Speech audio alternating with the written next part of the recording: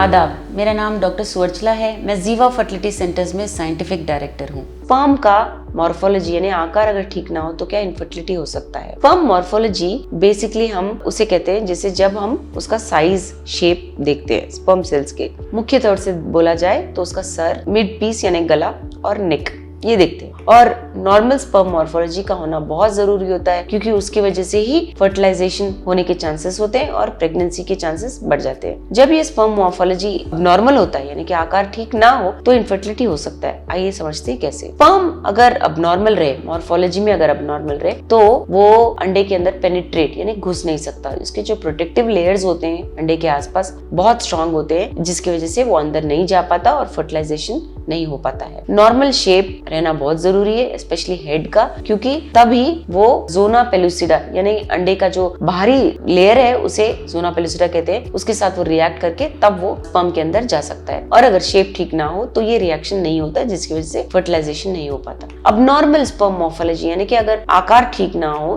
तो उसके मोटिलिटी पे भी असर पड़ सकता है। अगर स्पर्म की अबनॉर्मल शेप हो, जैसे कि टेल में कुछ प्रॉब्लम हो, मिड पीस यानी बीच के भाग में अगर कुछ प्रॉब्लम हो तो इसकी वजह से उसकी स्विमिंग करने की कैपेबिलिटी कम हो जाती है, तैरने की कैपेबिलिटी। और अगर ये ना हो तो वो अंडे तक पहुंच नहीं पाता जिसकी वजह से फर्टिलाइजेशन ना होने के कारण प्रेगनेंसी नहीं आने के चांसेस होते हैं। अगर स्पर्म के मॉर्फोलॉजी में आकार में कोई अबनॉर्मलिटी रहे तो ये ध्यान रखना चाहिए कि उसके डीएनए यानी जीन्स में भी प्रॉब्लम्स हो सकते हैं। ये डीएनए जो स्पर्म के सर में पैकेज्ड होते हैं ये जेनेटिक मटेरियल लेके आता है पिता से बच्चे तक, तो ये बहुत जरूरी होता है फर्टिलाइजेशन के लिए और एम्ब्रियो के डेवलपमेंट के लिए भी बहुत जरूरी होता है। स्पर्म का डीएनए अगर डैमेज हो या फ्रैगमेंटेड है, टूटा टूटा हो, ये अबनॉर्मलिटी की वजह से आकार में अगर प्रॉब्लम है तो डीएनए भी डैमेज होगा जिसकी वजह से एम्ब्रियो डेवलपमेंट ठीक ना होने के चांसेस होते हैं। और अगर एम्ब्रियो चिपक भी गया तो रिस्क ऑफ मिसकैरेज यानी प्रेगनेंसी का ना रुकने के चांसेस भी होते हैं। और ये अक्सर देखा गया है कि आईवीएफ में ही इंट्रासाइटोप्लाज्मिक अगर स्पर्म इंजेक्शन कर रहे हैं जहाँ पे एक एक स्पर्म को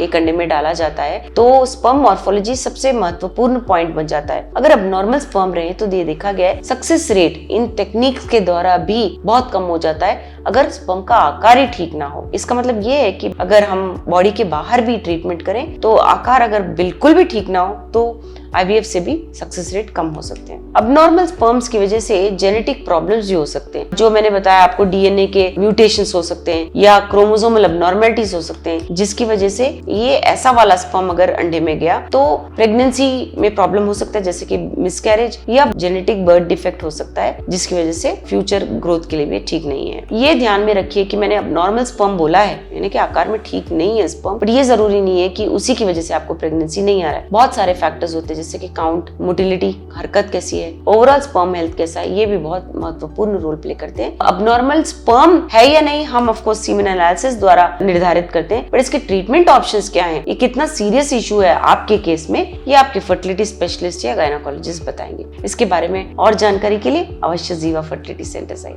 धन्यवाद। हमने इस वीडियो बनाने के लिए बहुत मुशक्कत की है, मेहरबानी करके हमें लाइक और सब्सक्राइब जरूर कीजिएगा। शुक्रिया।